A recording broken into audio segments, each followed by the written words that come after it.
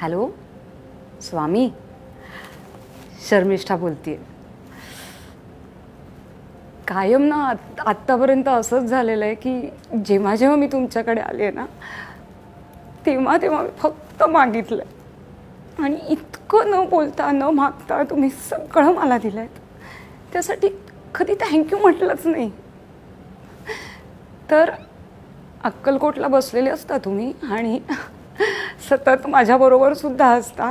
जेव्हा जेव्हा मला टेन्शन येतं तेव्हा तेव्हा ना गाडीवर किंवा टेम्पोच्या मागे नेहमी ना भिवू नकोस, मी तुझ्या पाठीशी असं वाटतं.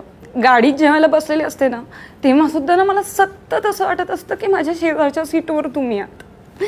आय डोंट नो की हे काय आहे. तुम्हाला तर हे पण माहिती आहे की सगळे ना खूप जण तुम्हाला घाबरतात. म्हणजे नवस बोलला तर तो फेडला नाही तर काय होईल, किंवा आपण एखादी गोष्ट कमिट केली आणि ती जर केली नाही पूर्ण तर तुम्ही रागवाल का, चिडाल का. तर मला कायम असं वाटत आलं की कधीच नाही चिडला तो तुम्ही माझ्यावर, कधी कधी नाही. मी इतकं कोसलंय तुम्हाला, इतकं कोसलंय, इतकं वाईट साईड बोलले मी तुम्हाला, पण कधी कधी म्हणून रागवला नाहीत, कधी म्हणून माझ्याकडे पाठ फिरवली नाहीत. Thank you Swami, thank you for everything. तुमचं एक वाक्य आहे की स्वतःच्या इच्छेपेक्षा ना स्वामी इच्छेत जगा, आणि ती स्वामी इच्छेत मी आज जगतीये. आणि त्यामुळेच का होईना पण मला जेव्हा जेव्हा असं वाटलं होतं की आता काही घडणार नाही आपल्या आयुष्यामध्ये, सगळं संपलं, सगळं संपलं, तेव्हा ना तेव्हा तुम्ही होतात तिथे उभे आणि तुम्ही मला ही सद्बुद्धी दिलीत की आयुष्यात दुसरा चान्स घ्यायला हवा.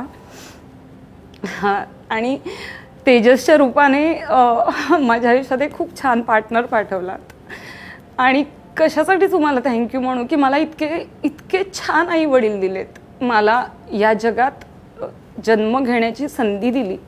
ह्या सगळ्या गोष्टी ज्या आहेत एक माणूस म्हणून ज्या काही उपभोगायच्या आहेत त्या मला उपभोगण्यासाठी तुम्ही चान्स दिलात.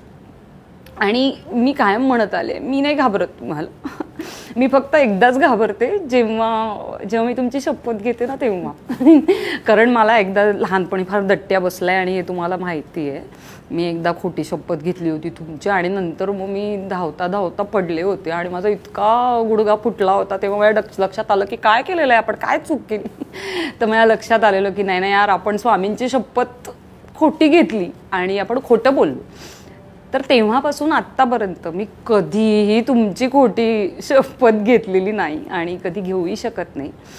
आपलं इथपर्यंत कॉन्व्हर्सेशन्स सतत होत असतात, पण कायम आजपर्यंत मागत आले आणि खूप भरभरून तुम्ही दिलेत मला. मला तुमची साथ ही कायम माझ्याबरोबर पाहिजे, मी मरेपर्यंत आणि मी मेल्यानंतर सुद्धा. कारण ना मला तुमच्याकडे यायचं आहे त्यावेळेला सुद्धा मी तितकीच आनंदी असणार आहे, कारण माझी डायरेक्ट भेट होणार आहे तुमच्याशी. आत्ता तरी मी खूप तुम्हाला इमॅजिन करते, मी तुम्ही कसे आहात, एक अनेक रूप आहेत तुमची, मी त्या रूपातून तुम्हाला बघते. पण स्वामी खरं सांगते मला भेटायची खूप इच्छा आहे तुम्हाला. त्यामुळे मी तेव्हाही माझ्या शेवटच्या क्षणी तेवढीच आनंदी असणार आहे किंवा जास्त आनंदी असणार आहे आत्ता जेवढी आहे ना तेव्हापेक्षा. त्यामुळे एवढंच मी म्हणेन तुम्हाला की माझ्याबरोबर राहा. आणि माझ्यापेक्षा सुद्धा अनेक असे लोक आहेत की ज्यांना तुमची खूप गरज आहे, तर त्यांच्याबरोबर राहा. मला माहिती आहे की तुम्ही मला सोडून कुठे जाणार नाही आणि मी तुम्हाला सोडून कुठे जाणार नाही, पण खूप लोकांना गरज आहे, माझ्या आजूबाजूच्याच बऱ्याच लोकांना गरज आहे. आणि सगळ्यात जास्त गरज तर प्राणीमात्रांना आहे.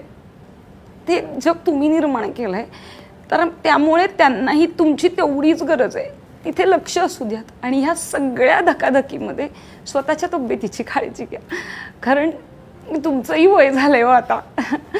उद्या मागे पुढे माझी मुलं आली, माझी भाचे आले, तर आम्ही तुमच्या फोटोकडे बघून सांगतो हे स्वामी आज्जो आहेत.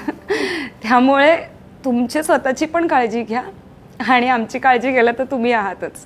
त्यामुळे स्वामी जे दिलत ना त्यासाठी खूप खूप थँक्यू. ज्या परीक्षा घेतल्यात त्यासाठी खूप खूप थँक्यू. पुन्हा कॉन्फिडन्स आला, पुन्हा जगण्याची उमेद निर्माण झाली, पुन्हा आशा आली. त्यामुळे त्यासाठी खूप खूप थँक्यू. धन्यवाद. वा.